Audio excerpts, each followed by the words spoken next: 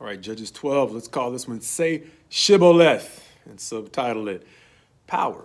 Why? Because I actually made a mistake was it 2 videos ago? I probably make plenty of mistakes, but I made one that caught my own attention.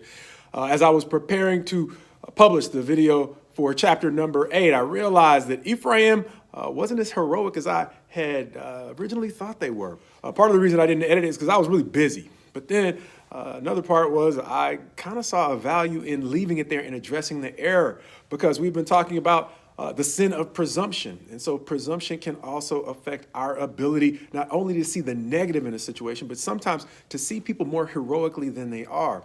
And so when I saw Ephraim willing to stand by Gideon in a time where there weren't a lot of people who were willing to stand by Gideon, I made too much of their character, because the same challenge they made to Gideon, why didn't you call us when you went to go fight?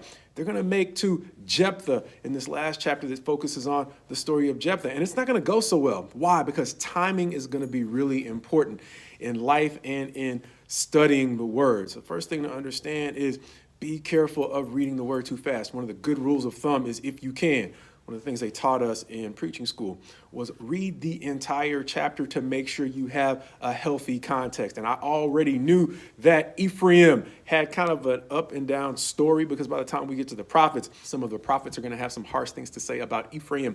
But I did not know that in the smaller context, their behavior was going to turn really quickly in a matter of chapters. And so now that we are in chapter 12, we're going to get a chance to see exactly how that same approach they used with Gideon is going to backfire with Jephthah. And let's look at it from a different perspective. We talked about in chapter 10 how I typically look at these things from a narrative perspective, but there we looked at it from more the perspective of the personalities involved to get a theme for practical application of what can we really do with this.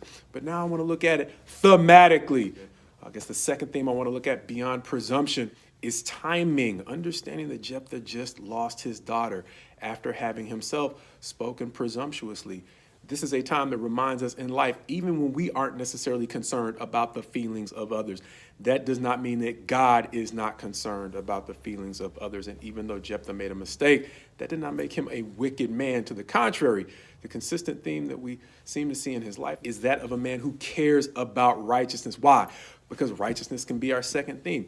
When they come at him, challenging him on why he didn't invite them to the battle, he is going to simply appeal to reason. He's going to ask them, why are you contending with me? I asked you for help, and when I didn't get an answer, I simply went on the strength that God provided. God delivered the Ammonites into my hand. So why do you want to fight now? And in the fight with the Ammonites, we saw Jephthah engage in a protracted back and forth, attempting to reason with them from history to understand why the claim that they were making wasn't fair. Timing is really important, because this time there's not a whole lot of back and forth.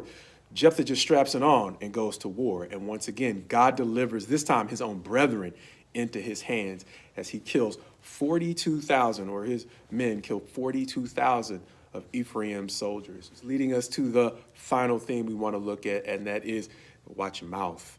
Because the whole title, Say Shibboleth, comes from the test that Jephthah's soldiers apply to the Ephraimites as they're trying to make their way back home in anonymity, pretending like they weren't the ones over there starting trouble. They're going to ask the men to say Shibboleth, understanding they're probably going to mispronounce it. And as they mispronounce the words, they take them aside and deal with them, executing the soldiers that had come to make war in Gilead.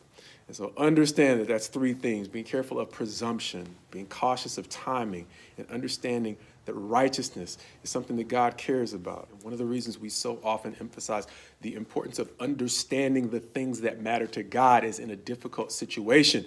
When you're praying to God for help, it's important to understand the things that he is willing to bless. And here, Ephraim is fighting in their own power, presumably for things of their own interest. Whereas, once again, Jephthah is appealing to reason and asking folks to consider, is this the right thing to actually fight for? So just as Ephraim, quite possibly intoxicated on their own power, allowed their power to encourage their mouth to enter into a fight that honestly probably had more to do with their own interest as opposed to God's interest.